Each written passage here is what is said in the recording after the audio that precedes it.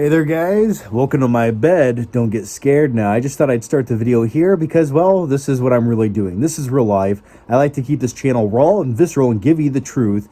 And in about 10 minutes, I have to get up and go see Resident Evil Raccoon City. Do I feel like seeing it? Not really. I bought tickets the other day. It sounded like a good idea at the time. But does anyone really want to see this movie? Did the studio even want to release this film? It just feels so obligatory. They barely marketed this film, and every time I saw the trailer, it almost looked like a movie made in 2001, but released directly to DVD or something. So either way, I'm gonna go check it out. But first, I have to stop at the gas station, get some Sour Patch Kids, something cold to drink, and sneak that shit into my pockets. So I'll see you guys in a few minutes.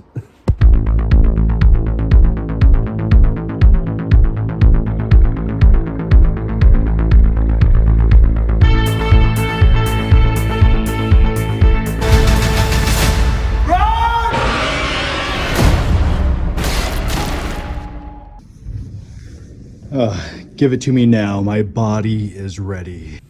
All right, so I just saw Resident Evil, Welcome to Raccoon City, and I gotta say, it was actually better than I thought it was going to be. In all fairness to this movie, I would say it's the best live-action Resident Evil film based on the games that we've ever gotten, because I was not a fan of the original ones with Mila Jovovich playing a made-up character named Alice, or even if Alice was in the games, I vaguely remember the games. I played the second game back in 1998 over at my friend's house because I didn't have a PlayStation. I had an N64. And I liked it. I liked the atmosphere of the game. It was dark and scary. You walk down these hallways with a flashlight. And it was creepy as a kid. I loved the atmosphere of the original games. And I thought the recent last 6 or 7 movies, they didn't really capture that. They sort of felt like, I don't know, they sort of turned into Mila Jovovich doing 800 backflips with machine guns. So in many ways, this is the best adaptation of a Resident Evil game we've ever gotten, in my opinion. Now, does that mean it's good? Yeah, it's mildly entertaining for the most part. But as far as the look and tone goes and the atmosphere, there's things that happen in this movie that look like cutscenes from the original game. It's just, I remember at one point they're in the police station and the imagery looks identical to the game. I was like, that's pretty cool. At least they got that right. Oh shit, it's cold. But as far as this movie goes, it's definitely very similar to the storyline and the plot of the second game. And if you're a fan of that, I think you'll be pleasantly surprised by this movie, at least as far as some of the visuals go. Some of the dialogue's a little bit hokey and flat. And the thing is, here's my motto. When you're playing Resident Evil 2, for example, you get really immersed into it because you are playing it. You're controlling what's happening. You dictate the actions of the character that you're playing. So it's way more immersive.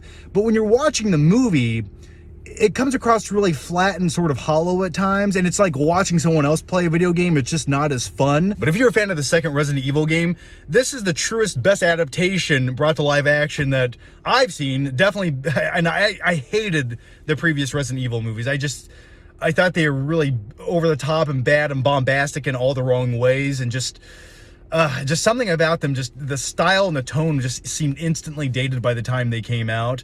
And that's sad because the first one was directed by and I think a majority of them, some of them, I don't know, were directed by the guy who directed the first Mortal Kombat video game live action movie, which I love to this day.